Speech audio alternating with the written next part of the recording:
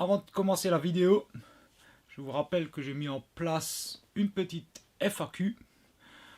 La vidéo annonce, je mettrai le lien, alors soit en fiche, je crois que c'est par là la fiche, ou puis le lien sera en description aussi, donc si vous avez des questions, n'hésitez pas à vous y rendre et mettez-les dans les commentaires de la vidéo en question. Et donc, aujourd'hui, je vais revenir sur une vieille gamme, les Transformers Binaltech avec Arcee.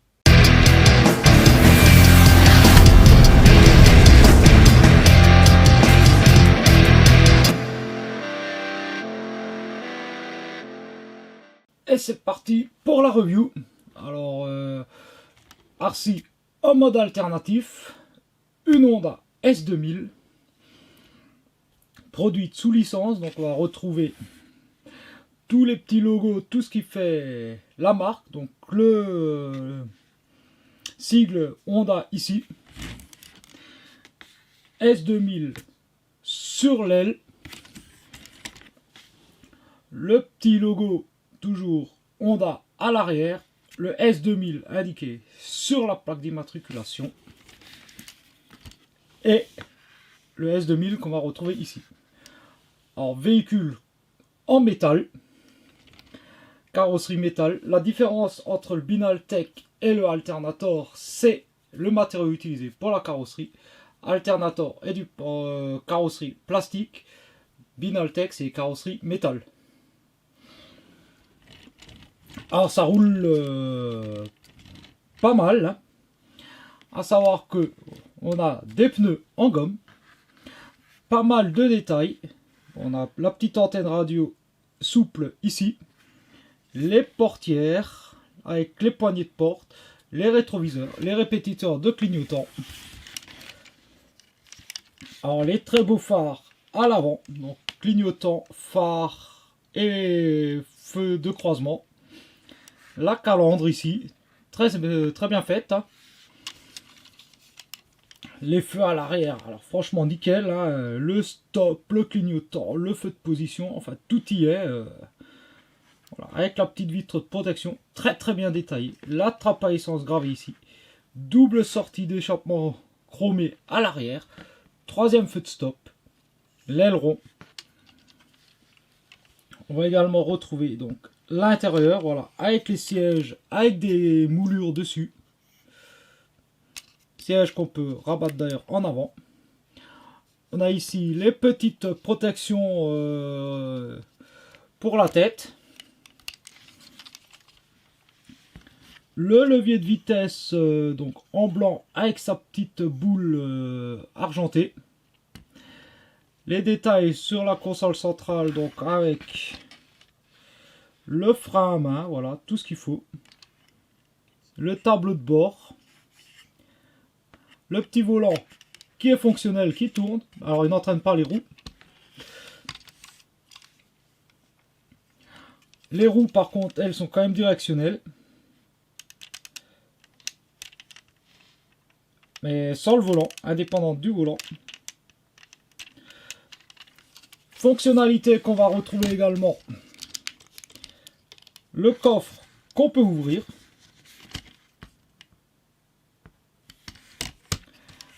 Les deux portières qu'on peut également ouvrir. Et on va noter qu'elles sont plutôt bien détaillées à l'intérieur, hein. Et enfin, on va pouvoir ouvrir le capot moteur. Et donc laisser apparaître justement le moteur qui est, ma foi, plutôt bien fait, hein, et plutôt bien détaillé, hein. Alors le dessous, ça va, c'est pas trop moche. Bon, si on cache la partie arrière avec la tête et les mains, hein, et puis cette partie là. Bon, à la limite ça pourrait faire croire à l'échappement, mais bon, franchement voilà, juste la tête et les mains apparentes. Mais bon, le principe de cette gamme, c'est surtout de pouvoir se confondre avec des véhicules de collection à l'échelle 1/24 sur une étagère. Alors là, j'ai la version cabriolet. Et on peut également avoir la version coupée Ouais, la pièce, elle se barre. Voilà, donc on retire cet élément-là. Et on va venir installer le hardtop, donc avec sa vitre.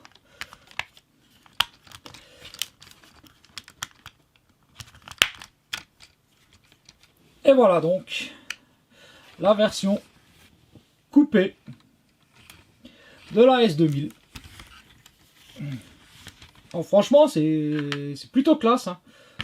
J'ai une préférence pour la version K parce qu'on voit bien l'intérieur, voilà. Mais faut avouer que celle-là est franchement pas mal non plus, hein. Ok, c'est parti pour la transfo. Donc, première étape, enlever cette partie-là. Alors, peu importe le toit ou la partie couvre-capote, pour la transfo, faudra l'enlever, hein. Donc, on met ça de côté. On vient ensuite à l'avant, on ouvre le capot. On va soulever le moteur. On passe en dessous. On va mettre cette partie-là à la verticale. Et on va venir simplement ressortir tout ça. On va mettre ça bien droit, hein. C'est ce qui va former le gun de RC. Une fois que le moteur est sorti, on ouvre les portières. On va les étirer complètement.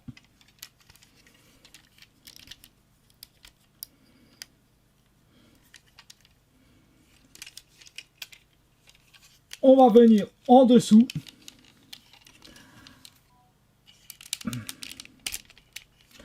On va décrocher les parties blanches, les bas de caisse et les rabattre en dessous.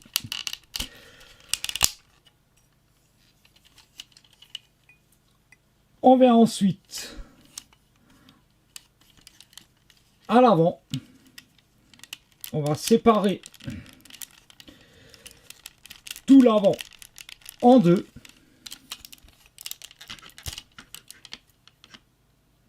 Donc on a un ergot ici, un ergot ici. Cette tige ici, c'est ce qui permet de relier les deux roues ensemble pour les faire pivoter ensemble. C'est une vraie tannée quand on repasse en mode véhicule pour réassembler ça, hein. Donc on vient ici, on va écarter la roue. On va rentrer cette partie-là ici. On passe ici. On sort le pied. Alors, il y a une charnière ici. On la met à la verticale. On positionne le ball joint. Cette tige, on va la rabattre comme ceci. On va pivoter le pied de cette manière.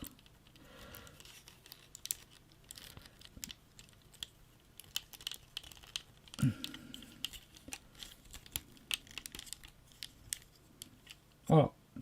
On pivote le pied, pardon, comme ceci. Et on vient sortir le talon. On fait pareil ici. Donc, on écarte la roue. On rentre donc la partie du pare-choc derrière. On sort le pied. Voilà.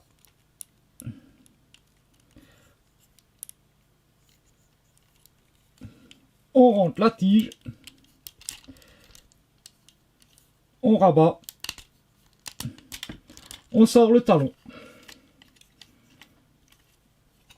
On va venir ensuite à ce niveau-là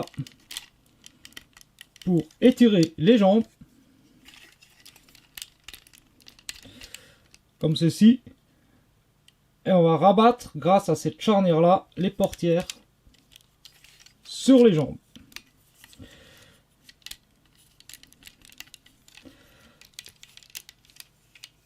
Quand c'est fait, on passe à l'arrière. On commence par séparer l'aileron. Donc il y a un petit picot qui tient ici. On va soulever le coffre et complètement le déloger. On va le soulever au maximum pour obtenir ça en gros. On passe ici. Au niveau du pare-choc, on sépare donc. Ça tient grâce aux deux petits picots ici. On écarte. On vient pivoter les deux pièces ici de cette manière-là. Alors l'axe il se situe là à l'intérieur. Hein. On va relever.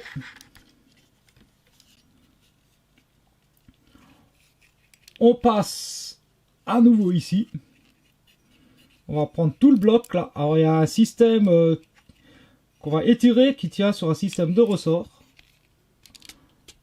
On va pivoter pour que ça revienne de nouveau à sa place de cette manière. Et on va faire une rotation ici. Et on va venir rabattre le capot de cette manière.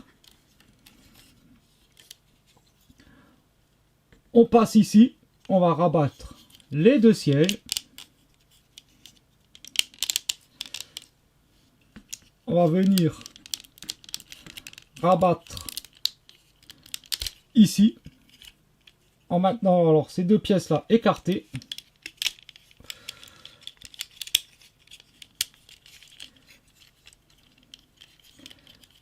Et on va positionner ça de cette manière.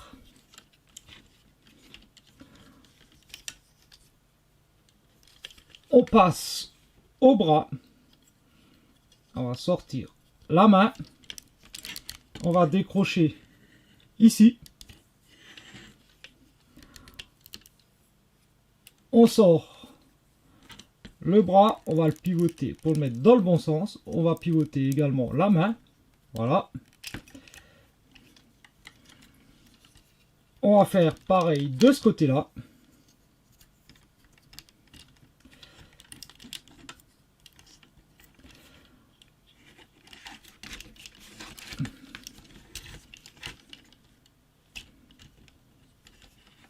Et pour finir, on va retourner la tête. Et voilà donc Arcy dans son mode robot. On va bien retrouver les couleurs de notre Fambot.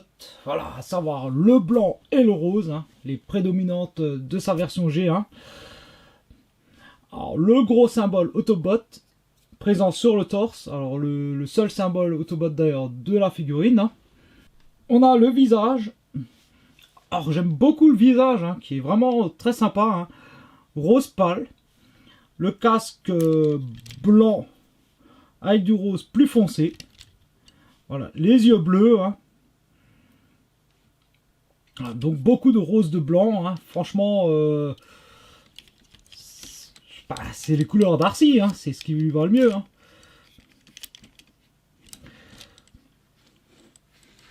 Alors, au niveau de la vue de profil, alors on voit que le backpack, franchement, là c'est bien fait. Hein. Il y a le dos. Bon, il y a juste le pare-brise derrière hein, qui malheureusement dépasse un peu. Alors voilà, franchement les niveaux de détail, voilà, avec le jaune là sur les genouillères, un peu de silver ici. Voilà, le noir sur les pieds. Franchement, il est encore pas mal fait. Hein. Il y a... Bon, il y a un léger creux ici. Alors pour les bras, bon. Alors moi j'aime bien avec les deux parties levées au maximum. Hein. Sinon, il y a aussi cette version là, mais je trouve ça fait trop des épaules de déménageur.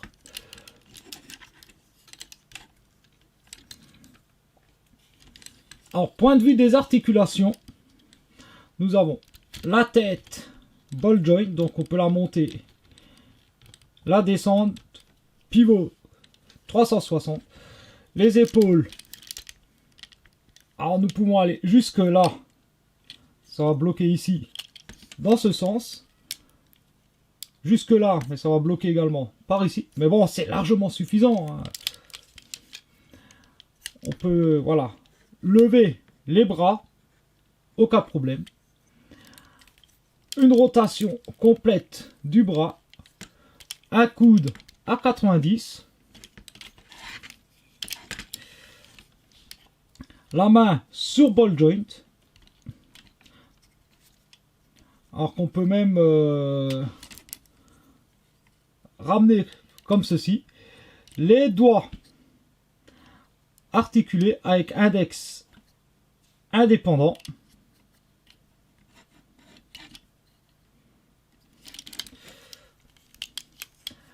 Au niveau des jambes, le grand écart, bon, ça va frotter par ici. Hein. Vers l'arrière, c'est pas possible, ça bloque ici. Vers l'avant, pas de souci. Nous avons une rotation en haut de la cuisse. Alors, pareil, à faire attention parce que ça tape partout. Nous avons également un genou, alors qui est assez compliqué à choper à cause de cette partie de transformation ici. Donc nous avons le genou, donc c'est bien cette articulation là. Avec cran.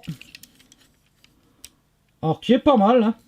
Mais bon, ça lui fait partir la jambe malheureusement un peu en travers. Hein. Le pied sur ball joint, donc on peut pivoter. Alors évidemment, ça se décroche parce qu'il n'y a pas vraiment de lock en fait. En fait, c'est vraiment une figurine qui est faite pour l'expo et pas vraiment pour être manipulée. Hein.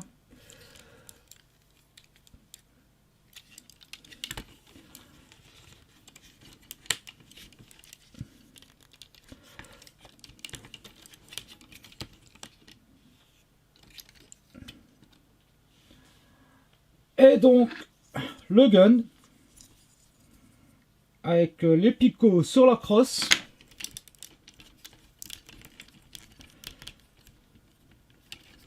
Et un petit trou dans la paume de la main.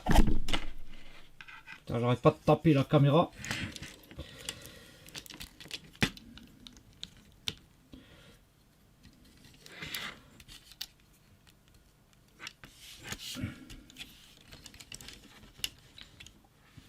Donc on peut lui mettre son gun, alors qui est assez énorme, hein, mine de rien.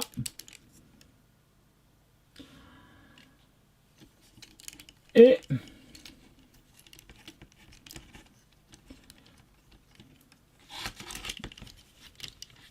sur l'autre bras, grâce à ce gros picot, on peut fixer, alors dans ce gros trou là, hein, le hardtop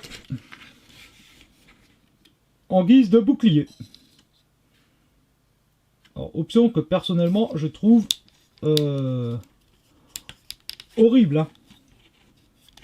Franchement, ça c'est pas beau. Hein.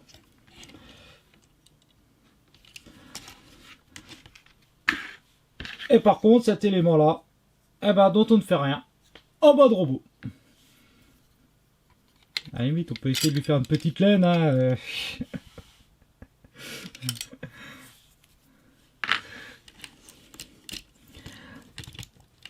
En bon, le mode robot, voilà, moi je trouve ça plutôt sympathique. Bon, sans ce merdier là. Hein.